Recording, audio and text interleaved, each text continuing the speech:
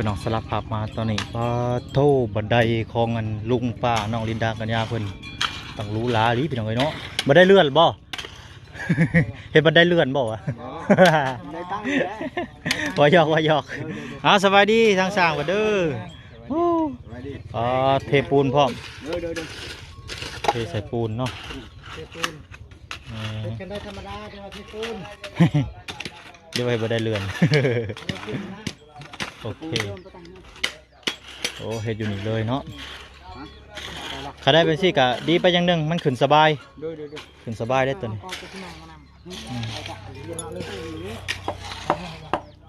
สบายขึ้นสบายไปแล้วเนาะพี่น้องกามาเบิ่งเฮือนน้องลินดากัญญาเพิ่นเนาะ FC เพิ่นก็ถามมาหลายพี่น้องเนาะว่ามือได้สิเฮ็ดเฮือนน้องลินดากัญญาเพิ่นคือสร้างเพิ่นมือวันจันทร์เนาะพี่น้องมื้อนี้ก็เป็นมื้อวันเสาร์แม่นบ่พี่น้องวันเสาร์แหละมื้อนี้เนาะวันเสาร์แล้วก็วันอาทิตย์วันจันทร์อีก2มื้อพี่น้องเพราะว่าสร้างเพิ่นข้าวเวียกเนาะพี่น้องเพิ่นไปเฮ็ดเฮือนพุ่นแหละพี่น้องเอ้ยอยู่บ้านปงอยู่ทางบ้านพุ่นว่าเพิ่นสิมาเฮ็ดพี่ก็เพิ่นสิฮุบเครื่องฮุบไปฮุบมาเนาะมันก็ยากหน่อยนึงเนาะเพิ่นก็เลยว่ากระเทินเฮ็ดให้มันแล้วเลยซะเพิ่นว่าเนาะเฮ็ดมาแล้วก็มามุกใส่ตัวนี้เลยบัดนี้เอาเครื่องมาเต็มแล้วก็เฮ็ดให้น้องลินดากัญญาเพิ่นก็เลยพี่น้องเนาะถือว่าอีก2มื้อพี่น้องอดใจรอเนาะอดใจรอ2มื้อพี่น้องบ่ดนดอกพี่น้องเนาะสร้างเพิ่นก็เฮ็ดไว้อยู่ดอกพี่น้องเอ้ยแป๊บเดียวก็พอดีห้องน้ำแล้วเรียบร้อยพี่น้องเนาะถือว่าใช้งานได้พี่น้องเอ้ยทางสร้างเพิ่นมาแก้ไขแล้วพี่น้องเนาะนี่เพราะว่าทางนี้สาบมื้อนั้นยังบ่ทันแล้วเนาะเพราะว่ายังเหลือแต่คานมันมีคานเทคานเนาะเทคานแล้วก็บัดนี้ทางบกนี่มันก็บ่เชิงกันเนาะบัดนี้เพิ่นก็มาแก้ไขให้แล้วพี่น้องเนาะถือว่าแล้วเป็นที่เรียบร้อยพี่น้องเอ้ยใช้งานได้เป็นปกติพี่น้องบัดนี้เนาะตอนนี้มีต่อสบู่เด็กโป่งไว้สิมันจะเปื้อนหน่อยหนึ่งพี่น้องเอาเล็กคอเนาะพี่น้องมาห่อยใส่นี่เล็กคอห่อยแล้วก็เอากระตาห่อยใส่เดี๋ยวสิบอกทางน้องๆเพิ่นเนาะให้ทางน้องๆเพิ่นเอาเนี่ยมาแขวนใส่พี่น้องเลยแต่ว่าน้องๆเพิ่นบ่เห็นมื้อนี้เนาะจะไปทางใดเอาเล็กลวดก็ได้เนาะพี่น้องเอาเล็กลวดมาขอมาแค่เล็กงอแง่มาใส่เป็นคอเกาะใส่นะต่อสบู่คือว่าเอาดินถมอีกพี่น้องเลยให้เพิ่นเอาดินถมอีกเพราะหมายมันสวดเกินไป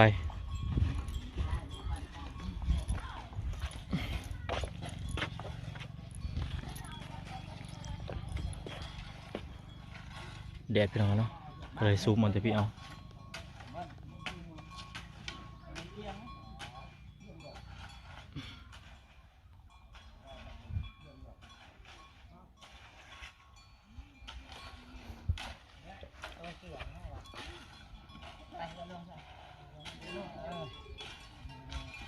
งัวเต็มตารางเลยพี่น้องเลยเนาะ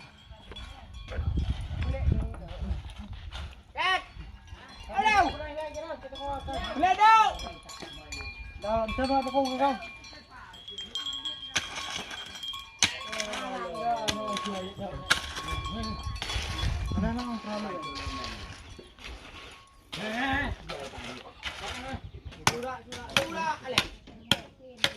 ตกพอดีแดดมื้อนี้เนาะกำลังแดดซ้ำ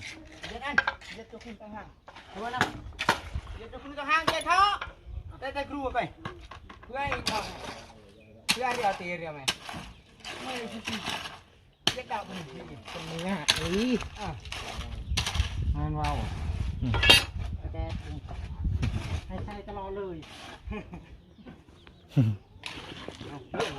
เป็นไงล่ะเก็บไปเอาไม่ได้กอบขึ้นมามื้อนี้เริ่มแดดแล้วพี่น้องปุ๊บไฟดับบ่มื้อนี้ไฟดับเนาะแต่พวกสัญญาณเขาจะบ่ขึ้นข่อยสัญญาณบ่ขึ้น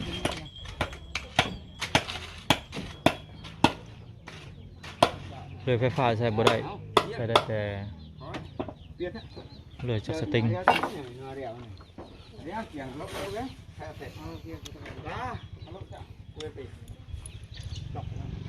แม่ลูกนี่ไหม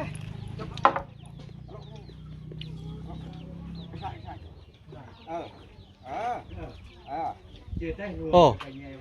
ไม่อันนะบ่นะ ไม่เยี่ยม ไม่เหลี่ยม ไม่ธรรมชาติเลยนี่ แห้งบ่แตกตัวนี้ แห้งบ่แตกเนาะ ยากแตกเขาเงินก็บริเชียเลย บ่อยากเสียเงิน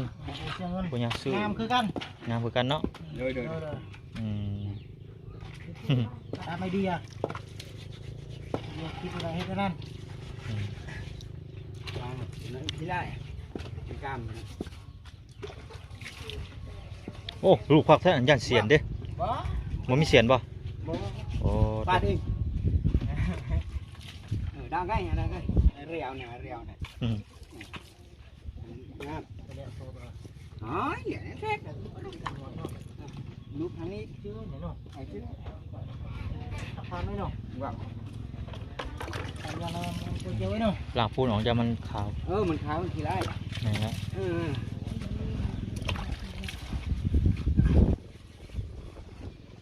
ตัดอีกใช้คันเหมือนกันแล้ว อืม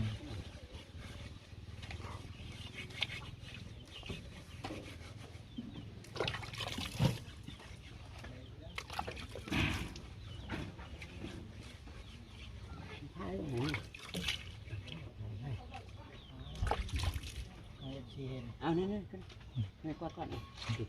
ปูถึงเฉย เฮ็ดจักขันนี่ ขัน หาขันเนาะ ยิงไปแล้ว นี่ไว้แล้วนี่เด้อเนาะ เดี๋ยวไฟมาก็ตัดใช้แล้วไฟบ่มา อืมเอาจักนี่บ่ได้ดอกเนาะ มันใหญ่เกินเนาะ เพราะมันโยกไปโยกมา มันแห้งเนาะแต่เนาะมันใหญ่แขวมันใหญ่ เกาะแห้ง เกาะแห้ง เกาะยัง แม่น มันชิเคลื่อนนะอันนี้มันอยู่เป็นแบบเลย ๆแม่นแล้วมันง่ายเลยนะครับ ดูไม่ดูนะมาการจะพูดมาเบ็ดขึ้นเนี่ยใส่เท้าหนึ่งแต่ว่ามันใกล้กันก็จัดเลยđã nổi kinh tì ngàn mà ở đây ta với bộ mình đường đi thử nghe đây ta ta lò nó pươn kìa tết tạo tôi tết tết được hết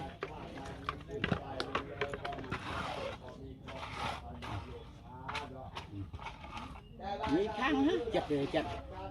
khang chặt rồi chết là sao nên hàng là keng này sụp nhiều sao đúng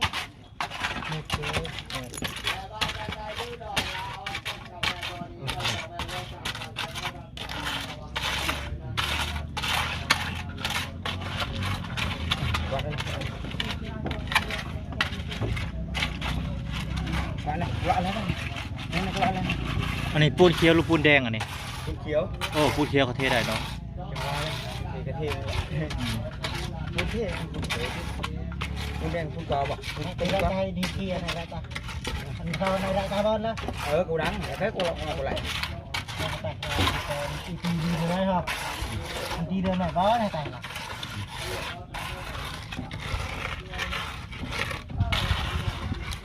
ก็ใช่ที่นู่นตามแรงตีนตะเกียบนี่แหละชาวบ้านเพิ่นมาเป่าเนาะพี่น้องทางลุงปะอาจารย์เพิ่น โอ้ปิ้งเพียงดิปิ้งเนื้อพี่น้องรู้ว่าเนื้อยังนี่ก็เป็นหักไม้เนาะปิ้งชีน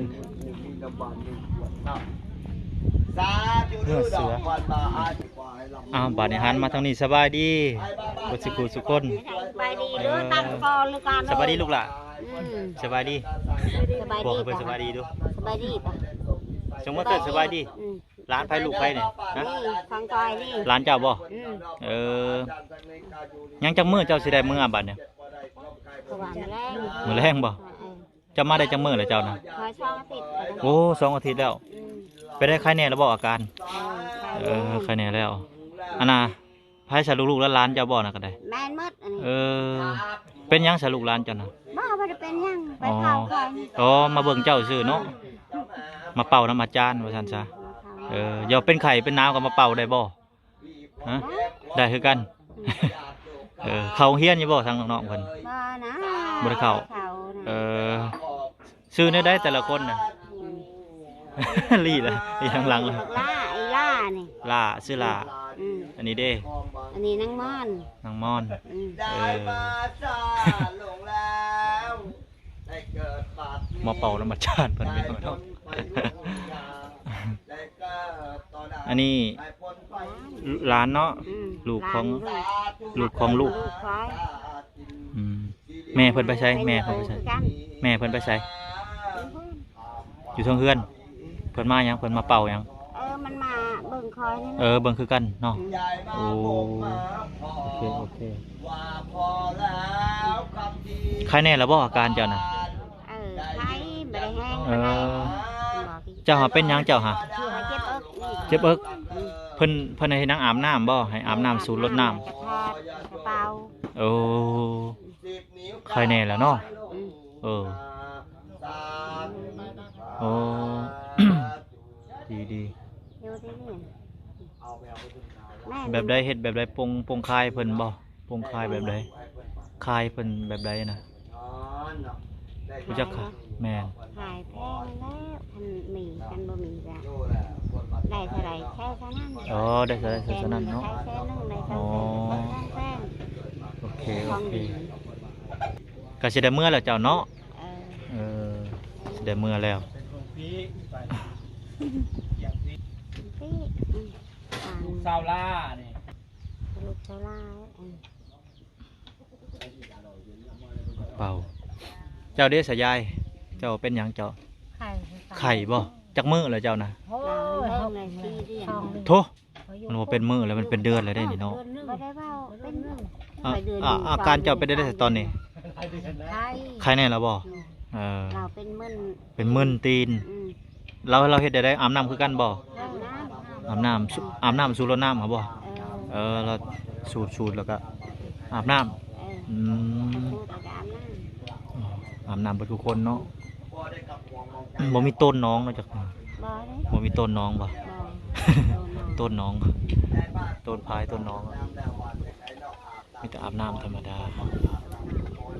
อันนี้ก็มานอนนำบ่มานอนนำแม่เฒ่านอนนำแม่ใหญ่เพิ่นโอ้แต่ละคนบ่เข้าเรียนเบิดเลยเนาะลูกหลานก็ได้ บ่ได้ขายแล้ว เป็นหยังคือบ่เข้าบ่ โอ้ยลูกมันยาก ยากบ่ มีไผเบิ่งแม่เบิ่งอันนี้ละ เออ แม่ก็โทรแต่เห็นเบิ่งแล้วก็มาเข้าทางนี้ อืม 2อาทิตย์ จักปีแหละทั้งหลานทั้งแต่ละคนทั้งหลังบ่ชื่อจะบ่จักอยู่บ่ ชื่อนะ บ่จักซ้ำเจ้าฮู้จักบ่อายุเจ้าเท่าใด อายุ บ่จักเลย โอ้ตายแล้วนั่นแหละเนาะพี่น้องเอ้ยเขตทั้งนี้ครับบางคนก็บ่ฮู้จักอายุ 2 ปีเลย 12 ปีฮึ12 ปีคือใหญ่ 2 นะ ปีหนักหลังอันนี้ บ่ฮอดบ่13 14ติ12นะอันนี้ฮะเจ้าเด้ทางหลัง เกิดก่อนนะคนนี้นี่ โอ้สุดท้ายเพิ่นเป็นเอื้อยซะเนาะ เออ เพิ่นเป็นเอื้อย เออ 23เนี่ย สาม พอก็บ่จื้อคือกันบ่ได้ถามพ่อมัน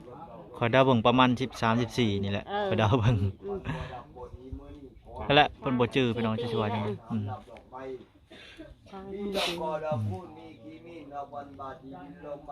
จื้อ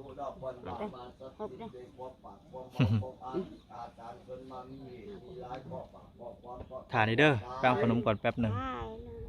ได้ คนน้อยเพิ่นมาง่ายมาพี่แล้วบัดนี้ คนน้อยถูหญ้าดูถูหญ้าลูกหล่ะ ทุกลูกทุก ถูหญ้าไปถูหญ้าใจเพิ่นบ่เคยเนาะ บ่เคย เพิ่นบ่เคย ขอบใจลูก ใจ ใจ ว่าสิ เด้อว่ะ ขอบใจเงี้ยคือว่ายิ้ม ผู้หญิ ยิ้ ง มแล้วยิ้มแล้วเกินแล้วพอดูขอบใจว่าสิลูกห ข ล่ะ อบใจไปได้กันขอบใจไปได้ ภาษาบ้านเจ้าว่าขอบใจเนี่ยได้ ขอบใจคือกัน ขอบใจคือกันบ่กำลังปิ้งเนื้อเนาะ โดย เจ้าเป็นหยังเจ้า ซน บ่อันเจ้ามานี่เจ้าเป็นไข่บ่หรือเป็น ไปปัวแม่เฮา อ๋อเจ้าหาบ่เป็นหยังมาแม่ซื่อๆเนาะโอเคอืม แม่บ่สบาย แม่บ่สบายพี่น้องเนาะ ปิ้งสิหยังอ่ะนะ กินลูก สิงัวมันสุกแล้วไก่ยังทางนี้เนาะบัดนี้ยังทางนี้กินกินหลายกินแกกินโลด แกะได้กันขอบใจดาวด้วยเลย ออแล้วจะคน ลูกวะ แม่นแล้วจะ สองคนมีแต่ผู้หญิง เออมีแต่ผู้หญิงเนาะ โดย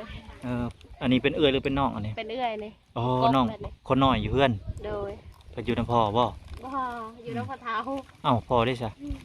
พอบ่อยู่ พ่อบ่อยู่ไปเฮ็ดเวียก บ่ เออ ตรวจนี่แหละ อืมเดี๋ยวบอกไปเฮ็ดเวียก แซ่บบ่ แอมบ่ก่อน แอมเนาะ แอม แอมแอมแซ่บแอมชื่อเพิ่นได้ใด มีนา มีนาจักปีละ 4 ปีแล้ว 4 ปีน่ารักปะล่ะ นี่แหละเป็นน้องเนาะเพิ่นมาเป่ามาเป่วทางแม่เพิ่นลูกๆหลานๆเพิ่นก็มานอนพี่บ่ โดยแม่ เออไกลบ้านบ่หรือใด ประมาณ4หลักได้แล้ว ๆอ๋อนอนพี่มันสบายเนาะสบายอยู่สบายไปสบายมา เที่ยวไปซะแล้ว มาเป่าแล้วก็อาบน้ำเนาะ แม่น เอออาบน้ำ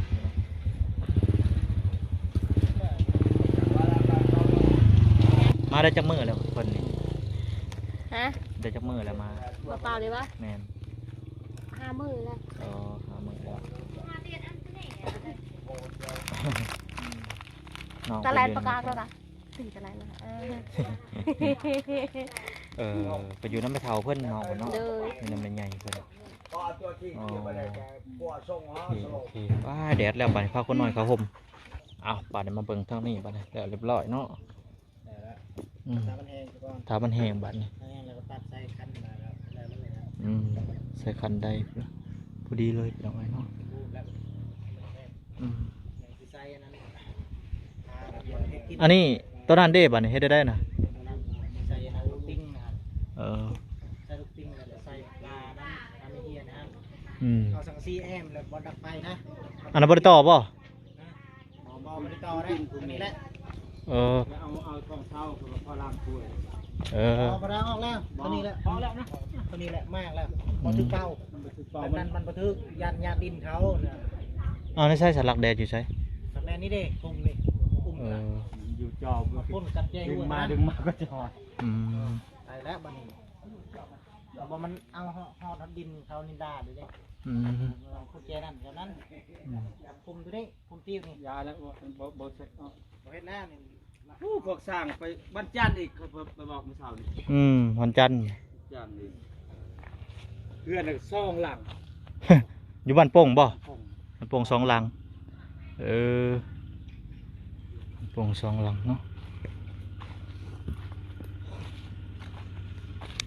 โอเคน้องพี่น้องก็มีแต่ว่ามื้อวันจันทร์พุ่นแหละทางสร้างเพิ่นสิมาเฮ็ดใหม่เนาะมีอีก2มื้อพี่น้องอดใจรอเนาะ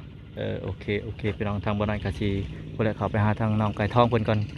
ว่าเพิ่นเฮ็ดหยังอยู่พี่น้องเนาะบ่นั้นคิดว่าสิไปหากบหาเขียดพี่น้องเนาะสิลองไปหาขวดเขียดทรายพี่น้องก็อยู่ห้วยอยู่ห้องพุ่นแหละเนาะ